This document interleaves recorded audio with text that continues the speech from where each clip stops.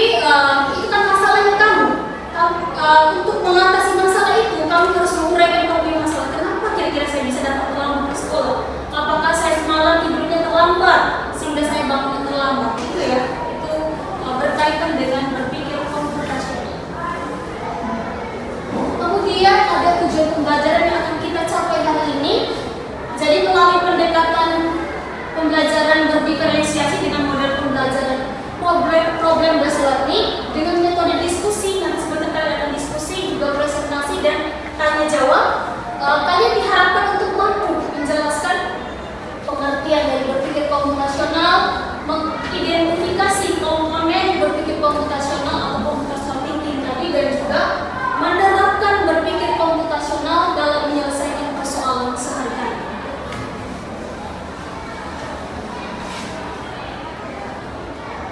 Baik, ini tadi sudah singgung di awal, berpikir komputasional itu sendiri adalah cara berpikir untuk menyelesaikan persoalan yang jika kita kembangkan itu dapat dilakukan oleh komputer.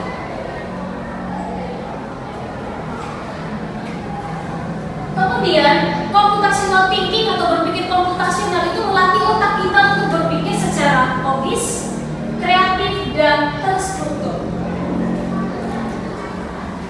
Apa maksud dari logis? Ada yang bisa? Maksud dari logis apa? Logis. Ada yang bisa? Logis. Apa arti dari logis? Ya. Kemampuan memecahkan masalah menjadi bagian yang lebih kecil. Kemampuan memecah masalah menjadi bagian yang lebih kecil. Ada yang lain? Logis. Logis. Berpikir menggunakan logika. Iya. Pikir menggunakan logika. Atau sesuai dengan akal sehat, itu maksud dari logis. Kalau kreatif, misalnya kamu tuh mengagumi orang dan dia itu kreatif sekali, saya suka sekali. Kira-kira maksud dari kata kreatif itu apa? Ada yang bisa? Jawab saja, kalau salah pun ikuti rakaman. Ada yang bisa? Siapa tadi? Riani. Atau sebelah sini lagi, belum ada bersuara tadi. Ini, oke. Orang yang bisa membuat sesuatu yang baru ya, itu bisa ya. Kreatif itu artinya dia itu mampu mengembangkan sesuatu yang baru, itu maksud dari kreatif. Kalau terstruktur itu maksudnya secara sistematis atau tertata, itu maksud dari struktur. Ini pentingnya berpikir komputasional ada beberapa. Yang pertama itu membantu kita untuk menyelesaikan masalah dengan mudah. Kemudian membantu kita membuat keputusan lebih baik, mengajarkan cara berpikir yang kreatif dan terstruktur seperti yang tadi. Kemudian mengembangkan kreativitas dalam mencari solusi dan beradaptasi dengan teknologi. Kemudian prinsip berpikir komputasional itu ada 4. Ada dekomposisi, ada pengenalan pola, ada abstraksi, dan juga algoritma. Ini kita akan lihat satu persatu. Kita lihat dari yang pertama dulu. Yang pertama kita ke dekomposisi. Dekomposisi itu adalah kemampuan untuk memecah suatu permasalahan menjadi sub-sub masalah atau bagian yang lebih kecil sehingga bisa kita cari solusinya. Ini contohnya. Ini misalnya kita punya masalah yang besar sekali. Kemudian kita uraikan, kenapa masalah ini bisa terjadi.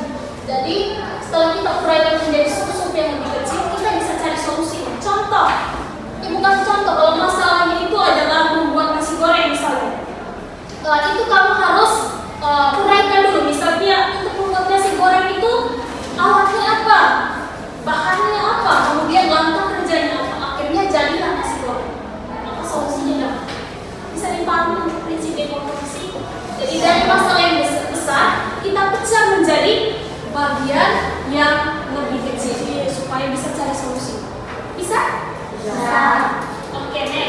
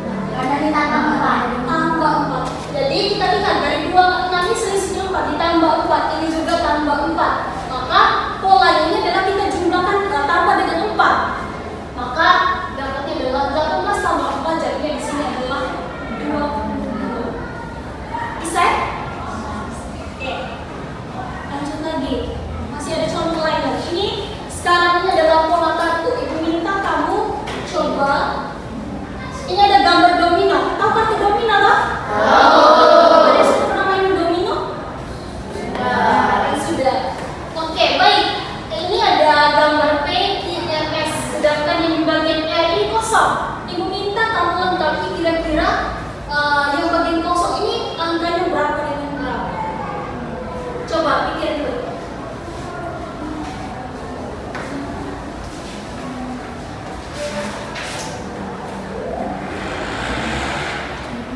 Berapa?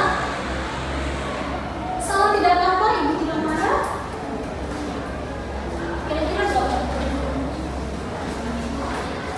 Ini masih tentang pengenalan pola ya. Jadi kamu harus melihat persamaan dan perbedaan pola. Kira-kira pola yang muncul itu apa? Cara satu kamu bisa lihat pola yang bagian atas tuh apa saja dengan pola bagian bawah. Baik, bingung kan? Karena ini lebih sulit toh. Kita lihat sama-sama. Baik. Cara pertama, kita mulai dari cara pertama. Cara pertama, kita kenali polanya. Cara satu itu kita cek pola bagian atas dengan pola bagian bawah. Bagian atas sih polanya 2, 3, terus yang ini kita kasih kayak dengan 1. Apakah polanya kelihatan? 2, 3, 1 ini apakah kelihatan? Tidak ya? Tidak kelihatan. Bagian bawah 4, 6, kemudian 6 lagi. Tidak kelihatan juga. Maka kemungkinan ini belum benar. Kita cari lagi cara yang kedua. Cara yang kedua kita jumlahkan pola ini yang bagian atas dengan bagian bawah. 2 tambah 4 jadinya 6 untuk yang T. Kalau yang Q-nya 3 tambah 6 jadinya 9. Yang R kita kasih kosong, yang S-nya 6 tambah 1, 7. Polanya ini 6, 9, di sini kosong, ini 7. Polanya juga belum terlihat. Maka kita coba cara yang terakhir itu pakai selisih dari yang bawah dengan yang atas. Selisih bagian bawah dan atas. Ini kita pakai kurang. 4 kurang 2, 6 kurang 3, 3. Karena kita lepas dulu. Kemudian S-nya 6 kurang 1, 5. Maka polanya ini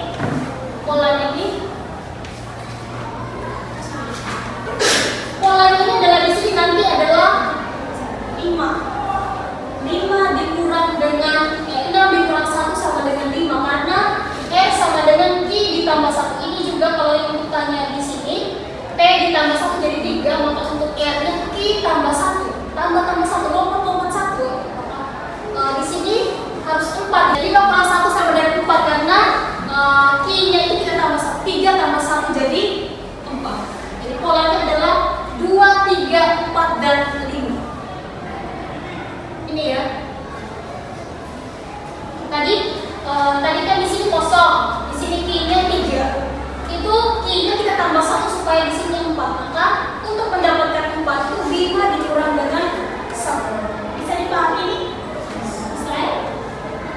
Kita coba lagi satu nomor lagi. Itu ada yang mau bertanya dulu? Tidak ada? Oke, kita coba lagi satu nomor tentang kartu domino. Kira-kira berapa pola selanjutnya nih? Selanjutnya ini kira-kira berapa? Gambar apa? Kamu lihat polanya ya. Kalau yang tadi kan kita coba pola bagian atas dengan bagian bawah atau dijumlahkan. Kira-kira bagaimana pola yang gambar ini?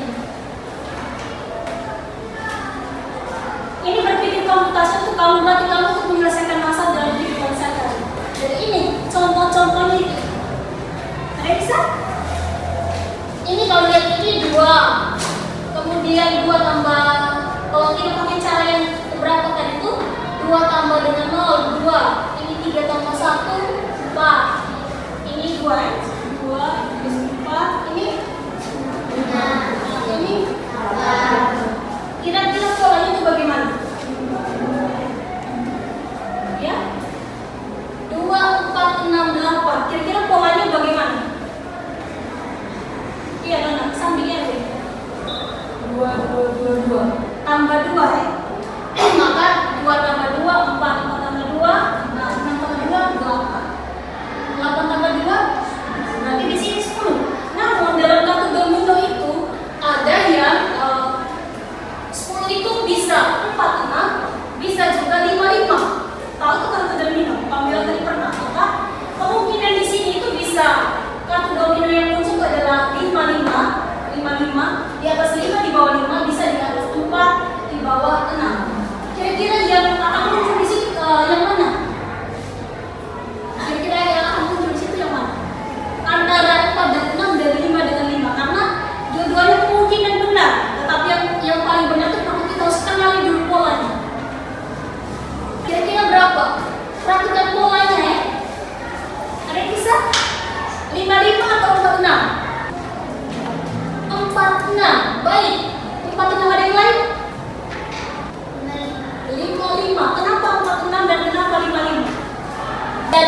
pertama kita lihat polanya dulu. Tadi sudah kenal pola yang pertama, kita tambah dengan 2. Yang kedua, pola yang selanjutnya itu kita lihat. Ini 0, ini 3, ini 2, ini 5, itu 3. Itu berarti tidak terlihat polanya. Ini 2, ini 1, ini 4, ini 3. Maka yang pola kemungkinan muncul ini kita bisa pakai siksa. Di sini 0, ini 1 ke bawah, siksa ke bawah. Ini 1, naik lagi ke atas 2, turun ke bawah 3. Maka kemungkinan di sininya siksa 0, 1, 2, 3, maka di sininya 4. Maka kita lihat lagi pola ini 2, 3, 4, 5 di sini. Nah, polanya terlihat toh? Ya, kok terlihat toh polanya jadinya? Kalau tidak pakai siksa, tidak harus lurus, kita bisa pakai siksa. Jadi mulai dari sini. Ini kan 0, 1, 2, 3, 4 di sana. Kemudian lagi 2, 3, 4, 5. Siksa pola. Bisa. Jadi kartu yang akan muncul setelah kartu 5 dengan 3 itu adalah 4 dengan 6. Bisa? Bisa dipahami? Kasih minggu. Kalau masih bingung sebentar kita akan lanjut lagi di LKPD. Baik, kalau pengenalan pola tadi adalah kemampuan untuk melihat persamaan dan perbedaan pola. Abstraksi itu kita mau membuang atau mau filter bagian yang tidak penting sehingga lebih fokus pada bagian yang penting saja. Ini ada gambar A, B, E, F. Kurang terang ya? A, B, C, D, E. Karena tidak terlalu kelihatan di sini.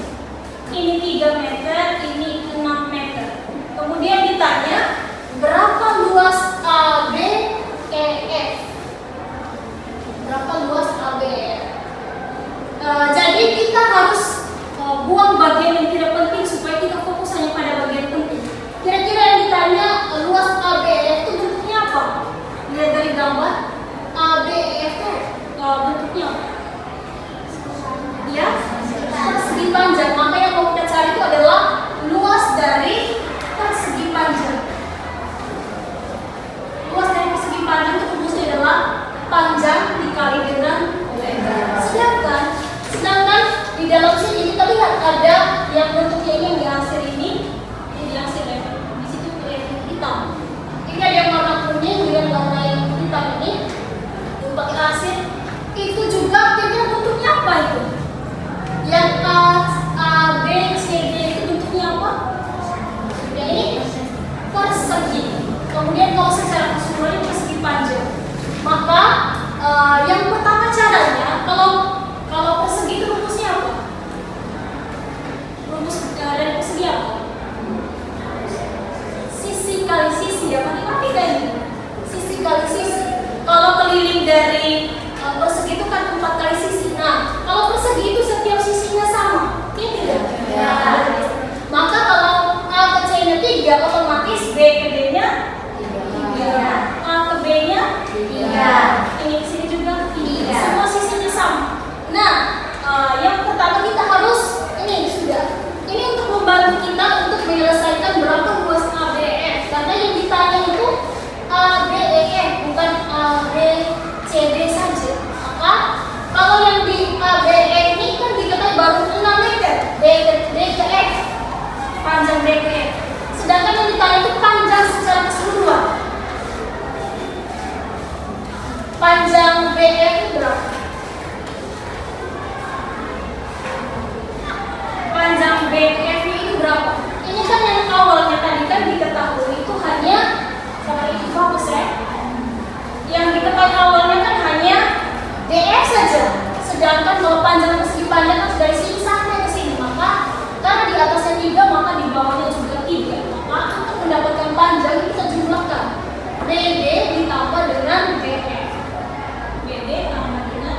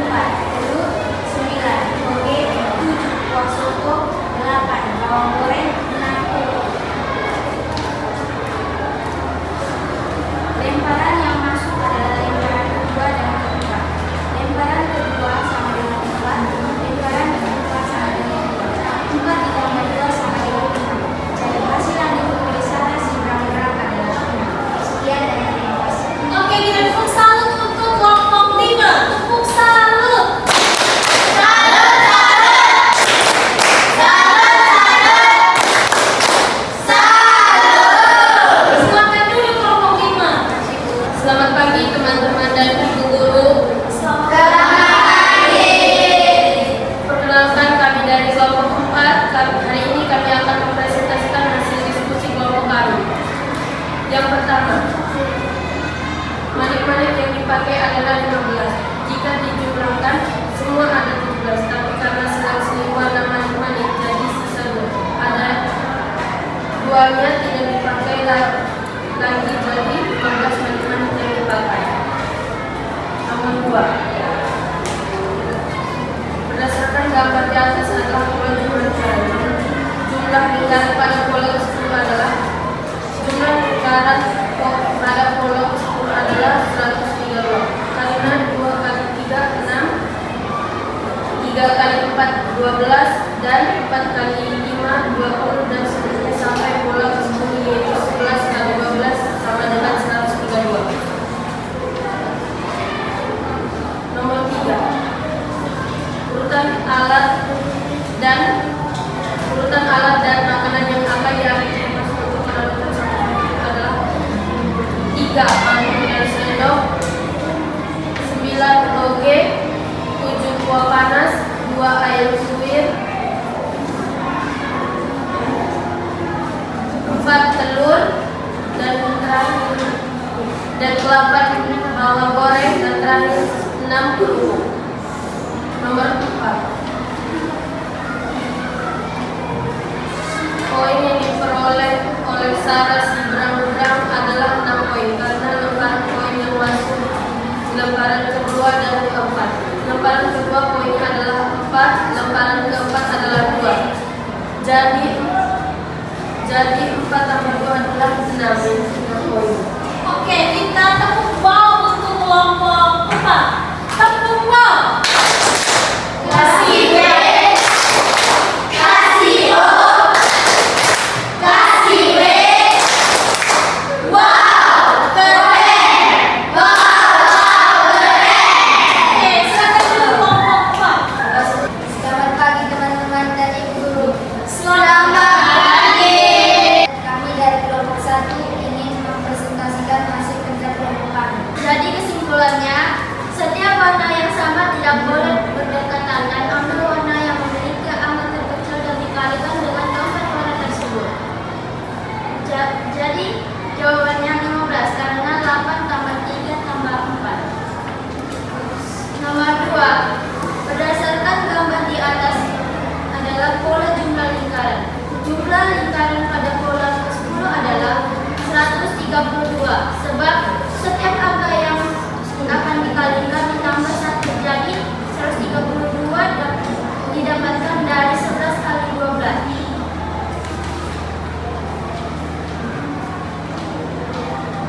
Jawaban nomor 3 adalah 3, 8, dan 9 sebab makanan ini tidak memiliki karbohidrat sebab Damas harus menghindari makanan yang memiliki karbohidrat.